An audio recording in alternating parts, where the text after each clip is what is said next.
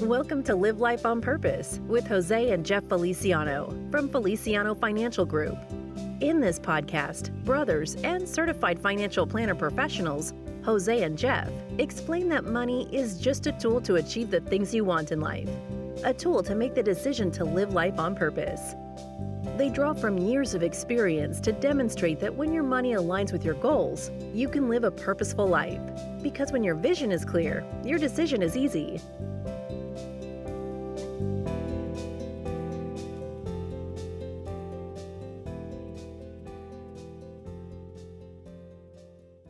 Hello and welcome to Live Life on Purpose with Jose and Jeff Feliciano. Gentlemen, how are you today? Wonderful. Thank you. Great. Thank you. I know that this is part two. So those that are just joining us, this is part two of a two-part podcast, and it's all about conversations and communication. And that is obviously, these are very, very important subjects. The first podcast was about communication and conversations to have with family, especially around finances. And we talked about spouses, conversation with kids, conversation with your parents. For those that are in the sandwich generation, really, really good stuff, guys. It was a fantastic podcast. I know today you're focusing on conversations around business. So conversations with family about business and also with people that are within the business, conversations that you need to have. So where are we starting today with this subject? Love the topic. There's so many conversations that we need to have within our own families, but there's also very important conversations that we need to have that surround our business. More often than not, most successful people, it's not uncommon that the biggest asset that they have is the business itself. Yeah. So having those conversations about the family and what we want to have happen to the business, conversations that we need to have with our key employees and their contributions and how they can achieve their goals through the business, as well as, focusing on the business and what that path is for growth. There's just so many things that we need to address within a business that it makes it a very exciting topic and very, very important. And always the real question is, will your wealth transfer, unify, or divide your family? And we've seen it go both ways. And not having those crucial discussions with your family, just knowing the fact that first generations of wealth is 2/3 of the world's wealthiest fall into this category. So let's just go back and say that again. The first generation wealth, 2/3 of the world's wealthiest fall into this category. And 70% of the failure rate is in estate transitions. And the three reasons why is because of trust and communication breakdowns, you got failure to prepare heirs, and no family mission statement. And I just bring that up because I believe that communication is the key. And I think the first step is having that discussion with your family. And I've had situations where if you ask the wife, hey, if something happens to your husband, do you want to run this company? And they'll tell you, they do, or they don't want to have anything to do with it. And that's important to know to help on the planning process. And your kids, there's situations where you may have three children and one of them is working in the business and the other two are not and have no intention of ever getting into the business. So planning in those areas and not breaking up that family is so important. And I think having those crucial conversations to find out where everybody, how they feel about everything and will really give confidence to the family for sure.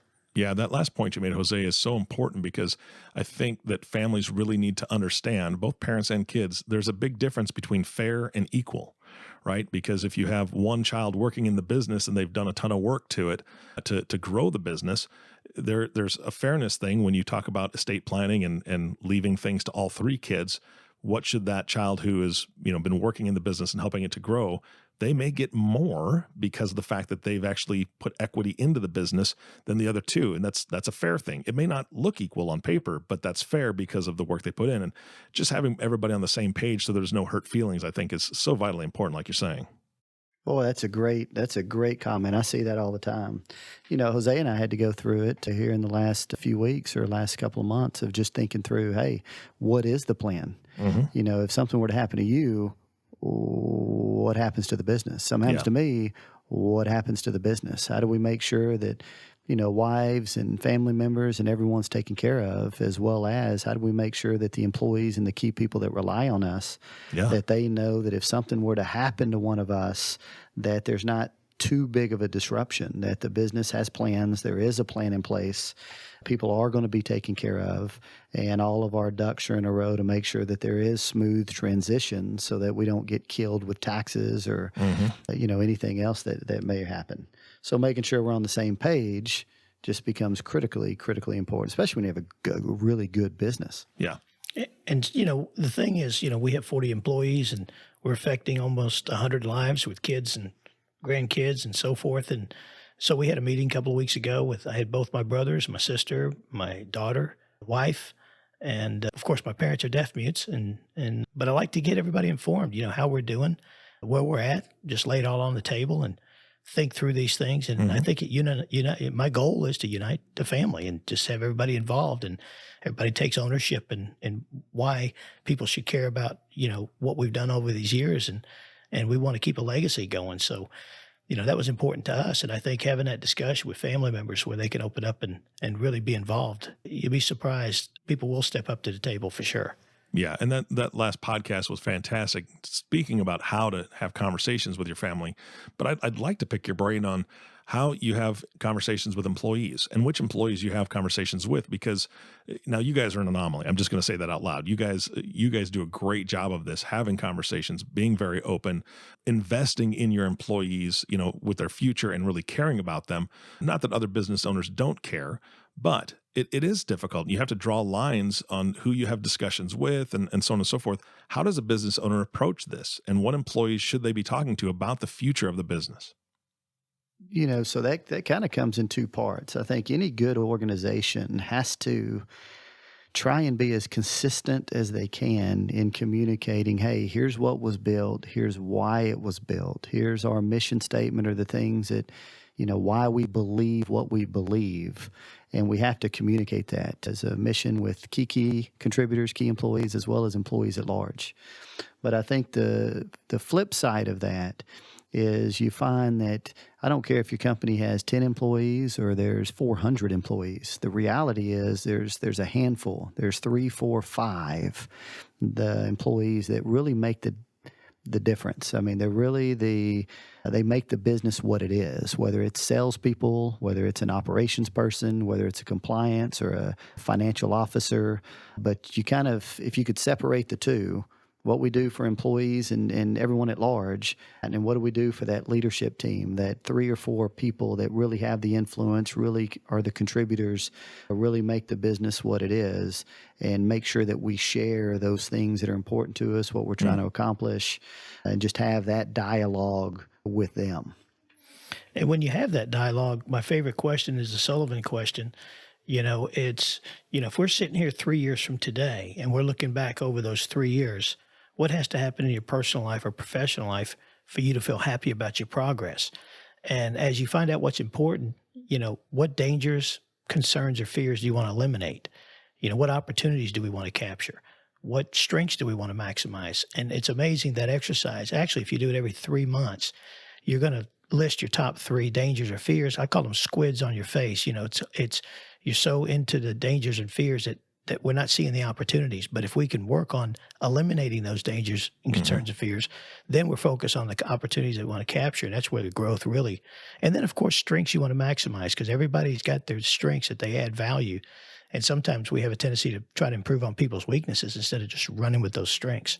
And if you go through that exercise, and we try, it's hard to do. I mean, you're in the weeds every day, but you got to call time out and really work on your business, find out what's important to your people. Yeah, absolutely. And I think that speaks volumes to employee retention too. I don't think any employee feels good about not knowing that the future is secure or that there's a plan. If I was concerned about that the company would shut its doors if one of the owners, passed away suddenly and I was left without a job, that would be stressful. And so I think that knowing that there's a plan in place, even if I don't know all the bits and pieces, I don't need to know all that. I just want to know that my job's secure, so my family's secure, so my living is secure, so I don't lose my house, don't lose my car, all those things.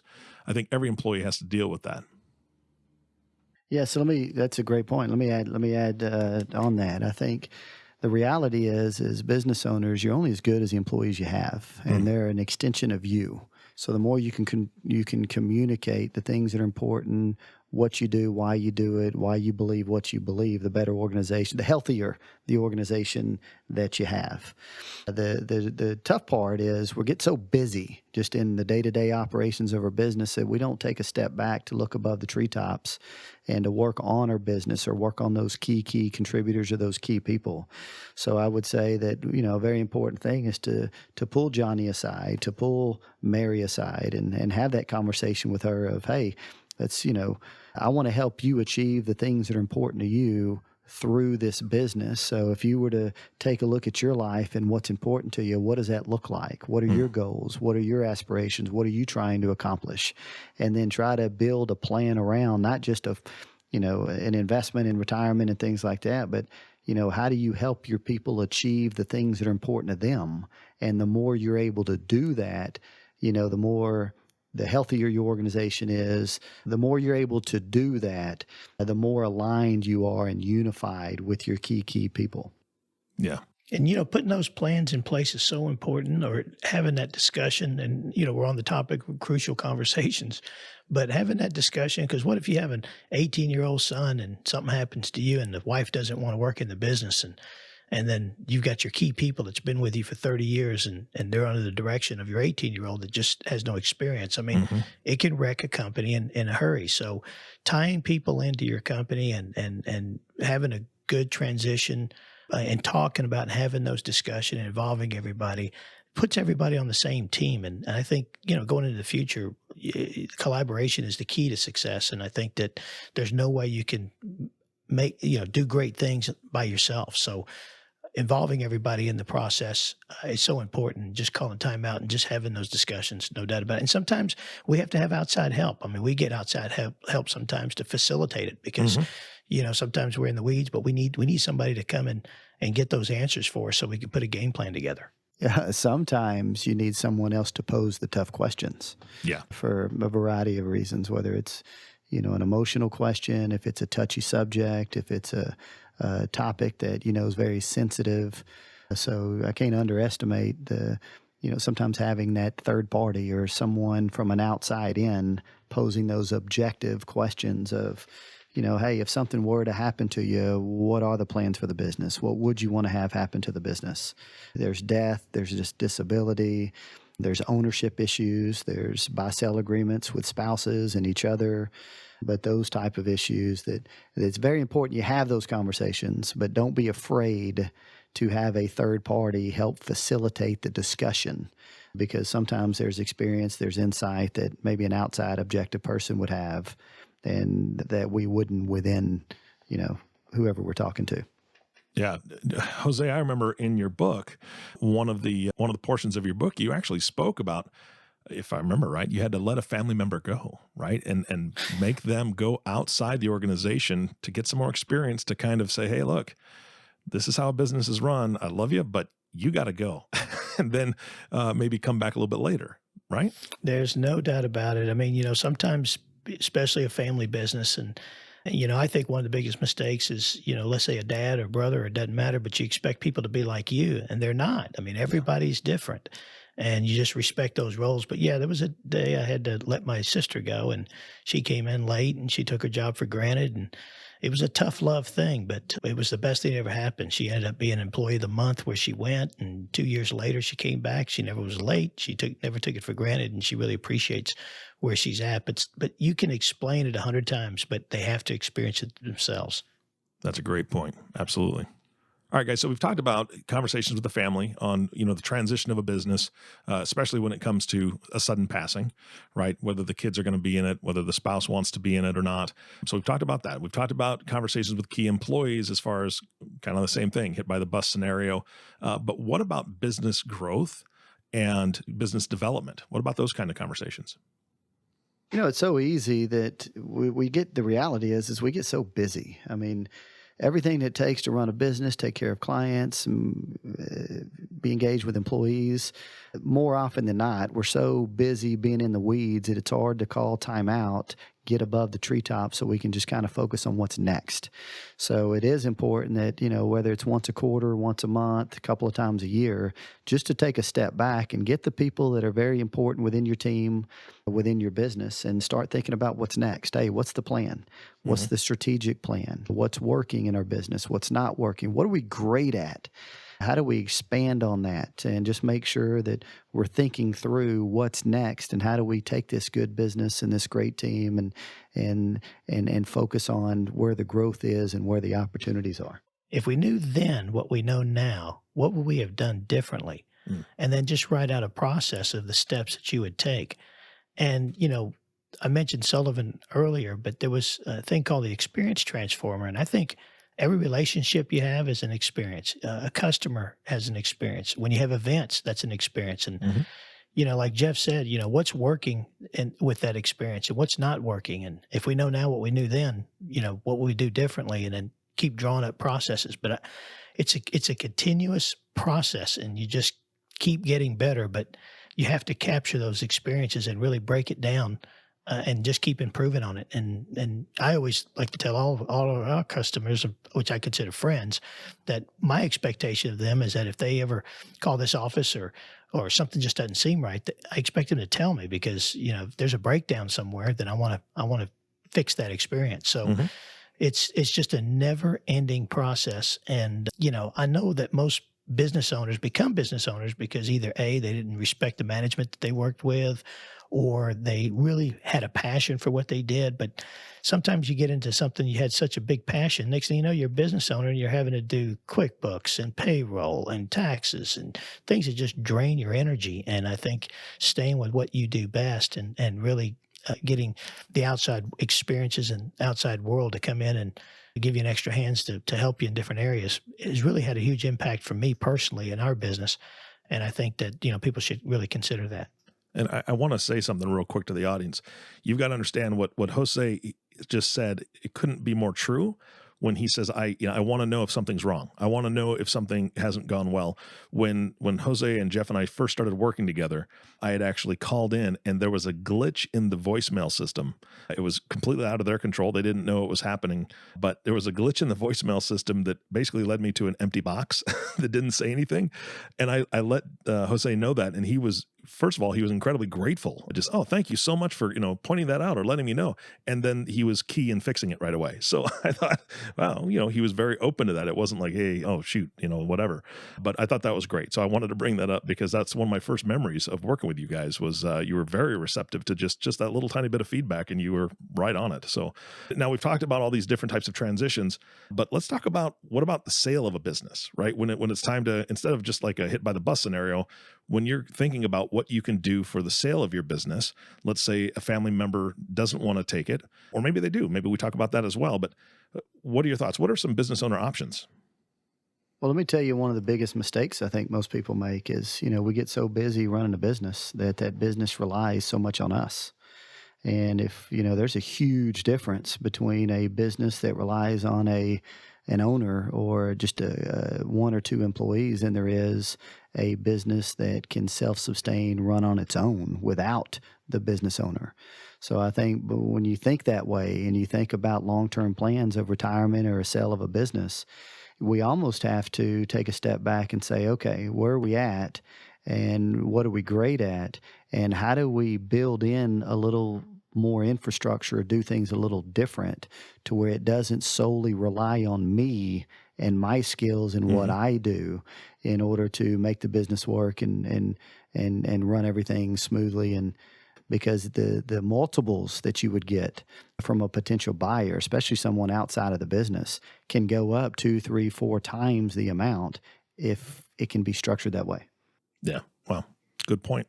Every day it's a challenging experience that we have, but you have to address those challenges. And that's why we wanted to have this title as a crucial conversation, but, really emphasizing, take the time, put it on your calendar, that you're going to talk to your top key people and what if, but play it all out. And then you'll be surprised the answers that you get. Yeah. And you also have situations to where, maybe the plan is to sell the business at some point in the future, but it doesn't necessarily have to be someone from the outside. Sometimes the best place or the best person to sell the business is to the manager. It is to the supervisors. It is to the 2 or 3 key employees. Mm-hmm.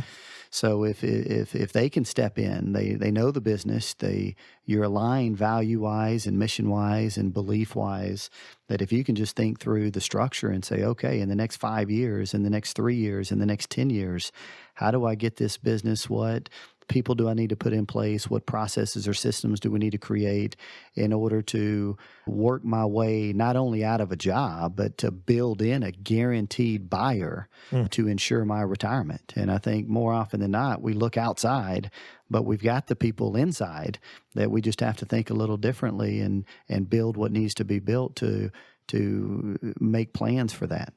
Yeah, and I think that would really instill a sense of pride for those employees, knowing that's a possibility. They could own part of that company. I would believe that. I know I, for one, would work a little harder, maybe, in making sure that business is more successful. Oh, absolutely. And what happens? I mean, you want to get your employees to kind of think like an owner. You want them to take ownership. Mm-hmm. But the reality is sometimes they just come in, it's a job to them. They don't think like we do, laying in bed at night, thinking about what's next, what are we doing good, what can we do better. But when you change a little sense of ownership and they see, wait a minute, I'm working for something greater than myself, something I can work towards in the next 3 to 5 to 10 years, you'll change that thinking in a heartbeat. Yeah. It's just a matter of having that conversation and building plans around not just today, but what does it look like 3 years from now, 5 years from now, 10 years from now?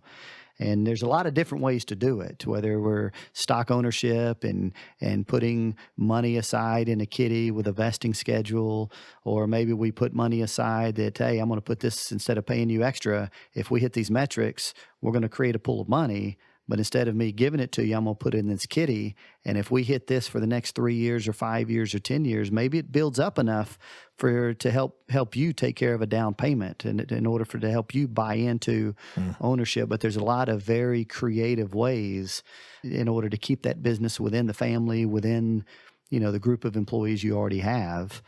That sounds like an entire podcast right there. Yeah, no, I love it. I just want to add real quick that I was on a board of a financial planning firm. I mean, not a financial planning firm, but as a financial services company. And this person started off the meeting saying, you know what, there's 1099 people in this room, there's 1040 people in this room, and the 1099 will never understand a 1040, and the 1040 will never understand a 1099. But if we all hear each other out, it's amazing what we can learn from each other and really grow. So that was a great statement. So I just wanted to pass that along. Yeah, absolutely. Guys, I'm going to challenge you. Can we do a podcast on business transition? Sure. Yeah, I think that would be very helpful to every business owner.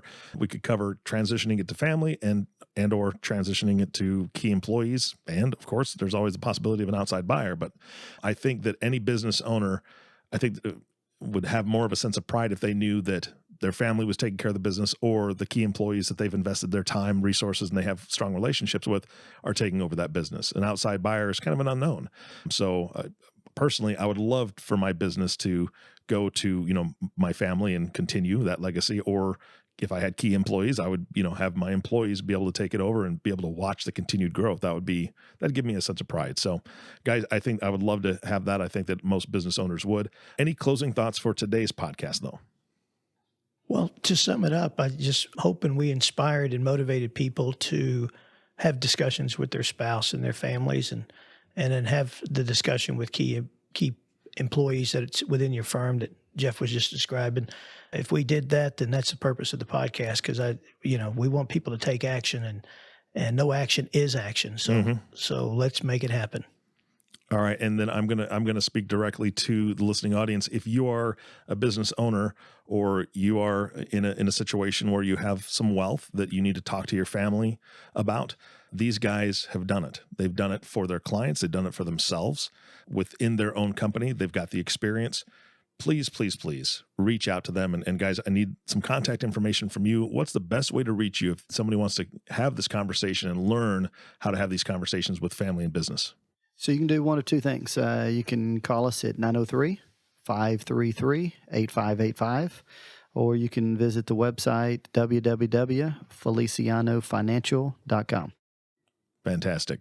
All right, and before we close this, I know that the gentlemen have some resources on their website as well that you can take advantage of. There's specifically a checklist about conversations to have with family and business owners or key employees, things like that. So reach out, get that resource from these guys. Again, it's free to you, and it can definitely help you just kind of look over and say, what conversations have I had? What conversations do I need to have? And then continue the conversation with Jeff and Jose. Again, Jeff, Jose, this has been fantastic. Thank you so much for your time today and all the great information. And our last thank you always goes to you, the listening audience. Thank you for joining us, tuning in, and listening to the Live Life on Purpose podcast with Jose and Jeff Feliciano. If you have not subscribed to the podcast yet, please click the subscribe now button below. This way, when the guys come out with a new podcast, it'll show up directly on your listening device. This makes it much easier to share these podcasts with your friends and family. And here's the thing. If you're a business owner, you should probably share this podcast with your family members so that you guys can begin the conversation about, how do we have this conversation amongst ourselves? How do we have this conversation with the people that work for us? Because again, it's just going to contribute to your growth. Again, thanks for listening today. For everyone at Feliciano Financial, this is Eric Johnson reminding you to live life on purpose.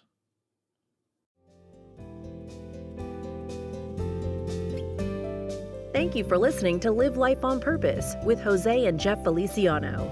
Click the subscribe button below to be notified when new episodes become available. The information covered and posted represents the views and opinions of the guest and does not necessarily represent the views or opinions of Feliciano Financial Group.